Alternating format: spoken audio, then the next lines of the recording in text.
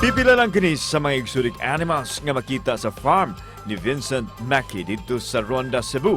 Kasagaran siya ang mga mananap mao ang mga lain-laing klase sa halas nga gikahadlukan sa kadaghanan. Apan alang kaniya, iya kini giisip nga pet o stress reliever ilabi na kung siya gibati o kaguol.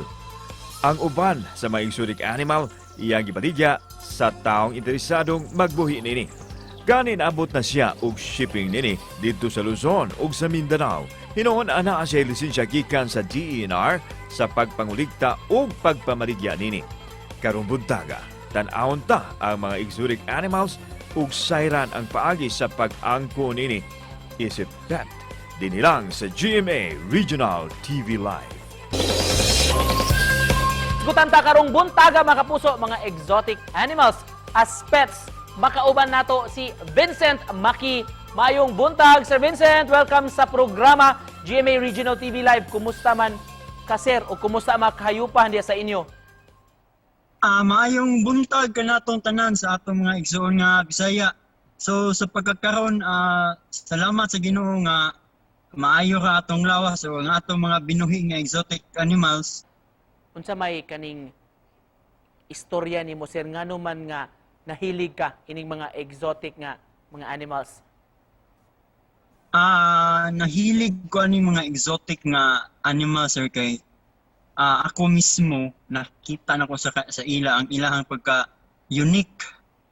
Talagsaon kaayo ni sila ng mga matang sa mananap ug usa sad sa nakapa-irog sa ako ang kaugalingon nga mabuhi aning mga exotic animals. Sila ang mga mananap nga pinakaubos og gihatagan og importansya sa mga tao ug wala sab kayo ni sila hatagig pagsabot.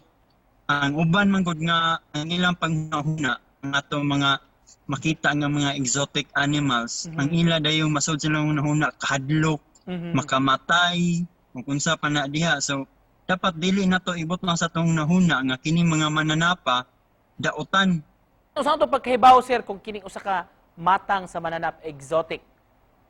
So, mailhan na to ning usa ka mananap nga exotic siya kung kini siyang mananapa talagsaon ug magdepende po ni siya kung aha ni siya naggikan nga lugar ug aha ni siya makitaan. Para sa mga gusto nga magkolekta niini, sir, unsa may mga patakaran nga subayon? Kung ganahan mo nga mahimong legal ang inyong pagpamuhi, adto ninyo paliton sa mga tao nga namaligya nga naay wildlife farm permit or tawag nato ni og WFP.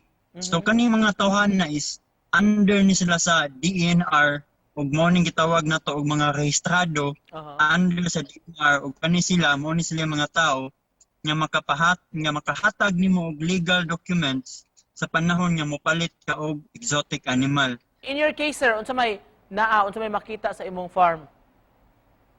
Sa ako, sir, ang naa sa akong farm is ang daghan gyud is ball pythons, then nagsunod na ang Burmese python, reticulated pythons ug sulcata tortoise. Sa mga gusto, sir, nga magkoleksyon, magbuhi niini, unsa may imong mahatag nila nga advice? Ang akong mahatag nga advice, una gyud sa tanan, sa di pa gyud sila magbuhi og exotic animals, mag-research gyud sa sila, sir. Mag-research sila kung unsay kinahanglanon anang mata nga mananap nga ilang kuhaon. Mag-research sila kung unsay kinahanglanon, unsay pagkaon, unsay angay nga sudlan ani, unsay mga posibilidad nga mahitabo kung kasagda nila ang kining nga mananap. Unsay gusto nimong ipaabot nga mensahe sa atong mga kapuso nga nagtan-aw ron?